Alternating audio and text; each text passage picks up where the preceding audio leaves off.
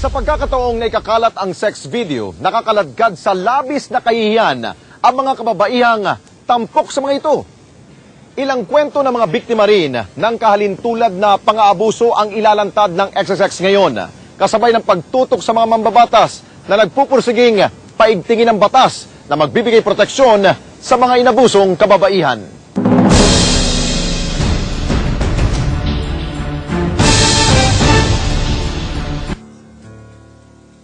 Bakit nga ba nagagawa ng isang may talino at may kayang tao tulad ni Dr. Hayden Ko na gawing videohan ng kanyang sarili sa akto ng pakikipag-sex at ipunin ito na parang koleksyon?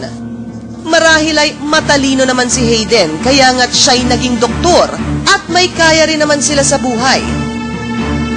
Sumangguni ako sa isang eksperto dahil hindi ito ang unang pagkakataon ng XXX na makaengkwentro ng kaso ng mga biktimang binidyohan habang inaabuso at pagkatapos ay ipinakalat ang video. These are people who find thrill and excitement sa paggagawa ng ganyan. This is exploring the dark side of a person, wherein by doing this kind of sex video, nami-meet ang needs nila. Meron yung mga unmet needs nila yan eh. Pwede mula ng pagkabata sila, hanggat lumaki sila. So, ang kanyang way of finding excitement is through mga thrill acts like this. So, hindi lang nangyayari ito sa mga taong may kaya. Nangyayari din ito sa ordinary na tao, sa medium class na tao, at sa mga taong may hirap din.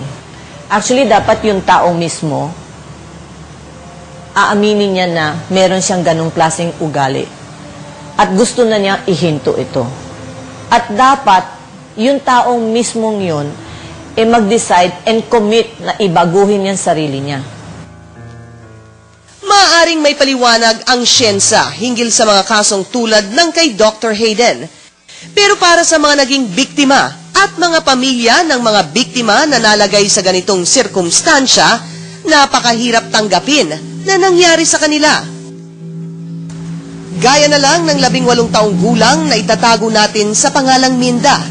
Sa XXX, unang lumapit noon si Minda dahil sa pagkakasangkot sa isang sex video na kumalat sa kanilang lugar at sa eskwelahang pinapasukan. Ilang buwan makalipas ang iskandalo, mula nang huli namin siyang makausap, ay patuloy na nagpapabigat sa kanyang dibdib ang nangyari at ang kahihiyang dulot nito kay Minda at sa kanyang pamilya.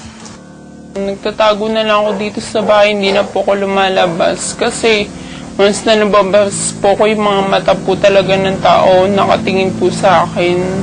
Iisip po nila na, yun nga po, malandi ako.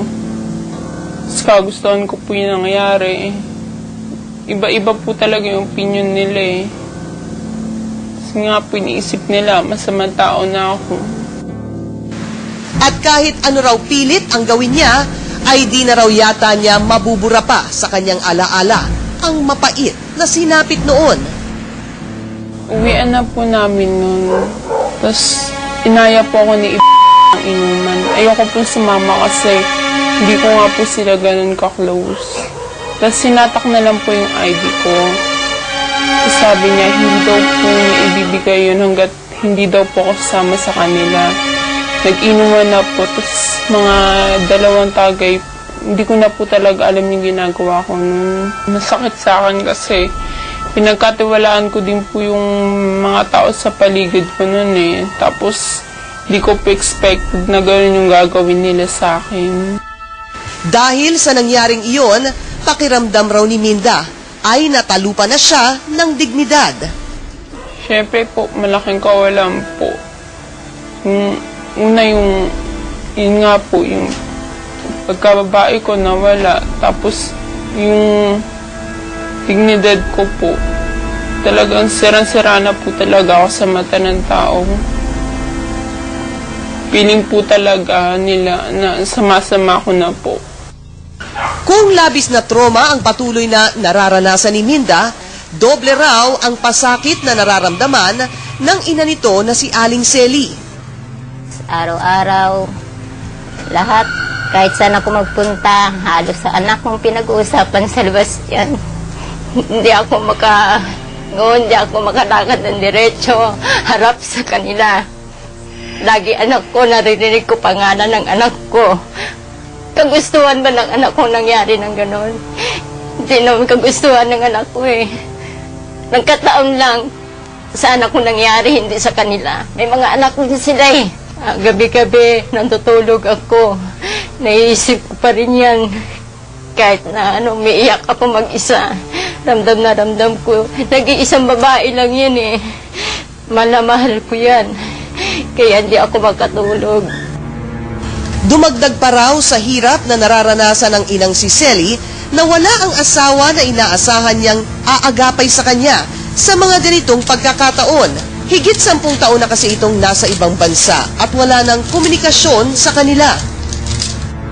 Sana kung nandito siya, makasuporta sa nangyari sa anak ko.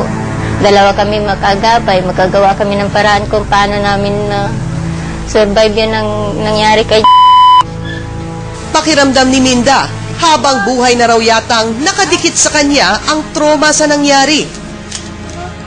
Natatakot po ako kasi yun nga po, kunyari nagkaanak po ako at saka nagkaasawa. Hindi ko rin po alam kung paano ko po sasabihin sa kanila yun na nagkaroon po ako ng skandal, na nabiktima ako ng ganun. Gayunpaman, kahit paano ay hindi pa rin naman daw tuluyang nasisira ang kanyang kalooban na labanan ng hirap na pinagdaraanan niya sa kasalukuyan. Nag-iisip na lang po ako ng positive talaga. Kasi once na negative po yung inisip ko, once na sobra na po akong nagpakamukmuk, iyak na iyak, siguro mas lalo po ang pagtatawanan ng tao. Bukod kay Minda, isa rin ang kaso ng dalagang itatago natin sa pangalang Elsa, ang naidulog noon sa XXX. Nagang rape umano si Elsa at ang paghalay na iyon raw sa kanya ng ilan ding mga menor de edad na kalalakihan ay kinunan pa ng video.